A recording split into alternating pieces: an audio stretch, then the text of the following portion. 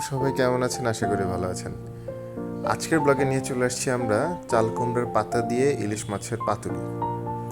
কিভাবে এত মজাদার সুস্বাদু একটা পাতুরি তৈরি করা হয় তা আজকে আমরা এখানে দেখাবো। চলুন তাহলে দেখে নিই। চাল কুমড়ার পাতাগুলো বিশেষত আমরা কিনে আনিনি।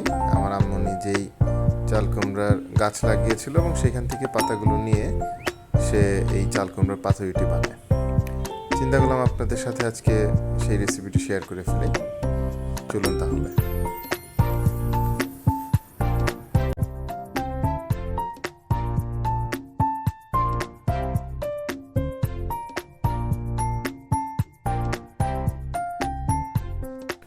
খুব সহজেই চাল কুমড়ার পাতুরি বানানো যায়। ভিতরের ইনগ্রিডিয়েন্ট হচ্ছে পেঁয়াজ, রসুন, শুকনো মরিচ, লবণ, সরিষার তেল। সব কিছু একসাথে মিক্সড করে ইলিশ মাছের সাথে খুব সুন্দর করে মাখিয়ে নিতে হবে। তারপর আস্তে আস্তে করে একটি একটি পাতার সাথে বা 2-3টি পাতা একসাথে নিতে পারেন। যদি পাতাগুলো কুচি হয়ে থাকে তাহলে 2-3টি একসাথে নেওয়াই ভালো, নাহলে পাতাগুলো সিদ্ধ হয়ে যখন যাবে তখন মাছটা বের হয়ে আসবে।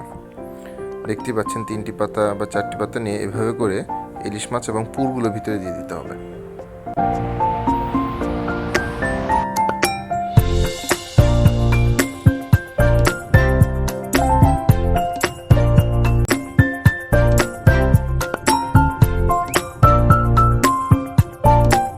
ফ্রাই প্যানের মধ্যে দিয়ে কিছুক্ষণ পর আমরা এটার মধ্যে একটু তেল দিয়ে দিব। পুরো রান্নাটি করবো আমরা সরিষার তেল দিয়ে।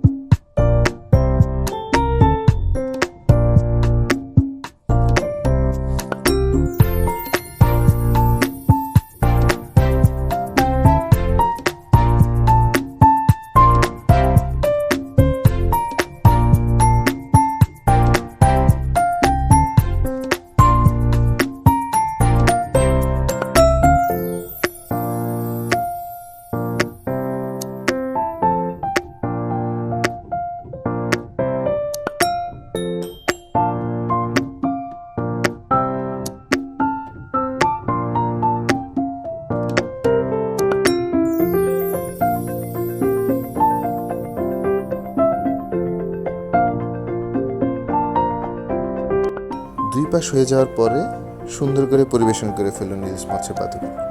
আশা করি রেসিপিটি আপনাদের সবাই খুব ভালো লাগবে।